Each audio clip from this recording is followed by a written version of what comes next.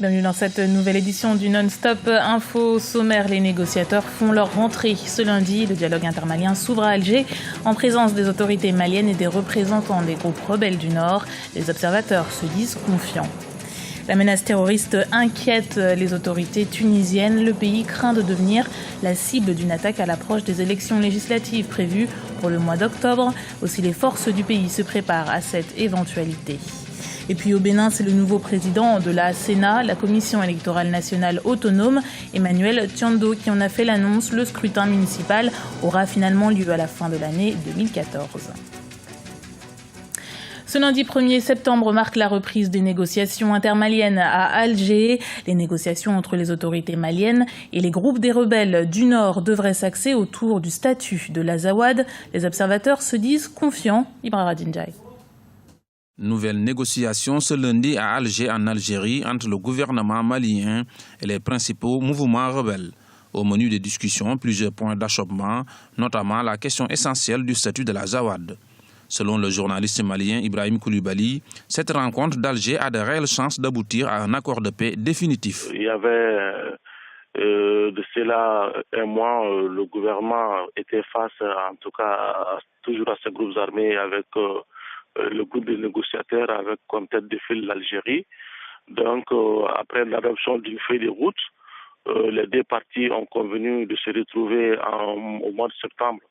Donc, pour l'instant, encore les propos du président de la République, Ibrahim Boubacar Keïta, il y a de fortes chances que cette deuxième rencontre aboutisse à des accords définitifs. Puisque avant ça, vous vous souvenez qu'à Ouaga, les groupes armés s'étaient réunis entre eux. Ils ont fait un document, le président Ibrahim Boubacar Keïta apprécie. Mais pour le moment, nous autres, nous n'avons pas connaissance du contenu de ce document-là.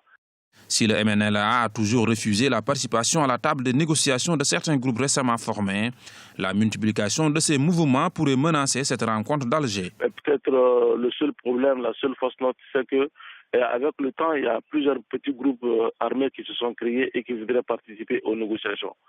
Pour l'instant, on ne sait pas très bien quel va être le sort réservé à ces différents groupes armés. Le groupe MPSA a été créé la semaine dernière. Donc aujourd'hui, quelle est la chance pour ce groupe d'être partie prenante à ces négociations?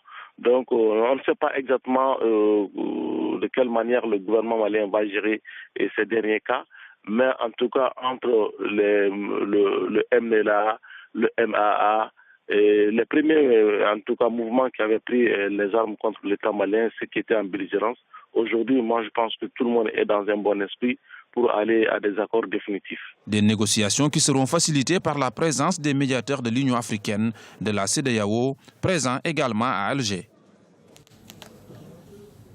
Toujours au Mali, les 2 diplomates enlevés en avril 2012 ont été libérés. Et samedi, c'est l'Algérie, leur pays d'origine, qui en a fait l'annonce. L'exécution d'un 3e diplomate a été confirmée. Aucune précision n'a été apportée sur les circonstances de la libération de Mouraz Guessa et de Kedour Miloudi. Mais le ministère des Affaires étrangères a déclaré n'avoir versé aucune rançon pour leur libération. À l'approche des élections législatives prévues à la fin du mois d'octobre, la Tunisie craint une résurgence du terrorisme. Une crainte formulée par le ministre de l'Intérieur tunisien Lotfi Bendjedou. Il tenait une conférence de presse avec le ministre de la Défense Ghazi Djeribi. Ibrahima Dinjai. La Tunisie face à la menace terroriste à l'approche des élections législatives prévues le 26 octobre 2014. Les autorités tunisiennes sont sur le qui-vive. Selon le ministre de l'Intérieur tunisien, Lotfi Bendjedou, les groupes terroristes chercheront par tous les moyens à fomenter des coups pour gêner le déroulement des élections.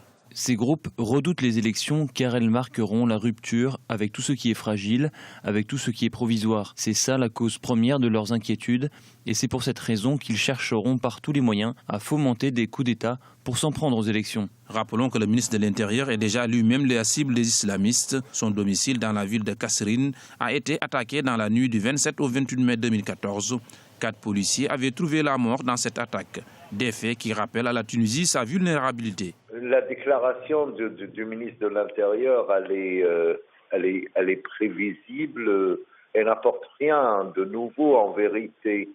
nous savons que les terroristes profitent de certaines circonstances pour essayer d'avoir une visibilité. Ça a été le cas au cours du mois de Ramadan, ça sera le cas au cours de la période électorale qui commence maintenant et qui se poursuivra jusqu'à la fin de l'année. Donc, il n'y a rien de nouveau en cela. La question, est-ce que nous sommes suffisamment préparés ou pas pour endiguer ces desseins? Je pense que la situation sécuritaire dans le pays, même si elle s'est améliorée, n'atteint pas un degré de fiabilité suffisant pour nous permettre de penser que les élections et la période électorale se déroulera dans des conditions normales. Sur le plan politique, 1500 listes électorales sont déjà en lice pour ces élections législatives très attendues dans le pays.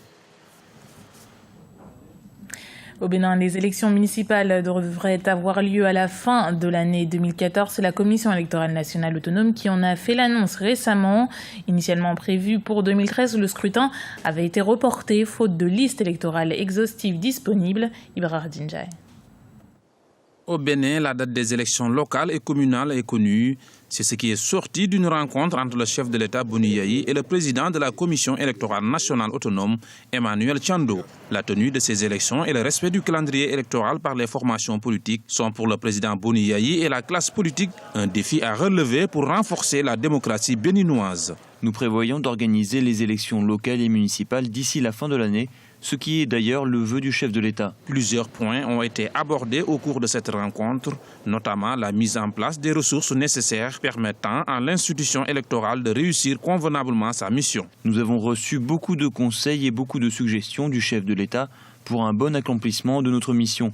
Nous avons aussi posé certaines préoccupations au sujet de la mission de la Sénat. Le chef de l'État nous a prêté une oreille attentive pour que la Sénat puisse bien jouer son rôle. C'est dans ce contexte que sera procédé à Cotonou les 2 et 3 septembre prochains l'installation officielle du Parlement des jeunes du Bénin. Composé de 85 jeunes filles et garçons qui sont âgés de 18 à 23 ans, cet hémicycle devrait permettre la création d'un cadre de concertation et d'échange pour les jeunes. Autre objectif de ce Parlement, permettre le développement de la formation civique chez les jeunes. Déjà ? Et face à la montée du terrorisme, les forces africaines veulent s'unir. Le Conseil de paix et de sécurité de l'Union africaine se délocalise à Nairobi ce mardi. Au programme, un partage nécessaire des informations sur le terrorisme pour une lutte plus efficace. Guillaume Durand nous en dit plus. L'unité pour lutter contre le terrorisme, la mise en commun des ressources, des renseignements et des forces de l'ensemble des États africains est pour les observateurs le seul moyen de combattre efficacement les groupes terroristes qui sévissent sur le continent. Le Conseil de paix et de sécurité de l'Union africaine tiendra d'ailleurs ce mardi à Nairobi une réunion sur la menace terroriste qui touche plusieurs pays de l'Afrique de l'Ouest et de l'Est. Nous avons discuté de la manière de renforcer notre partenariat et d'améliorer les mécanismes pour effectivement traiter le terrorisme et le trafic de drogue. Nous avons également discuté des effets du trafic de drogue en Afrique centrale et de l'Ouest et de la manière dont il impacte sur le terrorisme. Le sommet de Nairobi sera une étape pour le renforcement de nos efforts pour traiter les menaces de sécurité et le terrorisme en Afrique. Une nécessité déjà soulignée lors des précédents sommets au cours desquels la question a été abordée, que ce soit lors du sommet Afrique-Paris en décembre 2013, lors du sommet de l'Union africaine à Malabo en juin dernier, ou encore lors de la réunion Afrique-États-Unis à Washington au début du mois d'août 2014. Nous avons pris l'engagement de travailler avec nos partenaires, avec la France, l'Union européenne, pour que des moyens conséquents soient débloqués et que des efforts internes par nos États soient aussi mis en œuvre pour nous permettre dans un avenir très proche d'avoir la réactivité nécessaire et de pouvoir défendre le continent convenablement. L'objectif de la réunion de Nairobi est d'examiner la situation et les efforts visant à lutter contre le terrorisme en Afrique et de convenir des mesures pratiques pour renforcer la mise en œuvre du cadre de l'Union africaine pour la lutte contre le terrorisme au niveau national, régional et continental. C'était le journal de la rédaction. Merci de l'avoir suivi. Retrouvez dans un instant une nouvelle édition du Non-Stop Info sur Africa 24.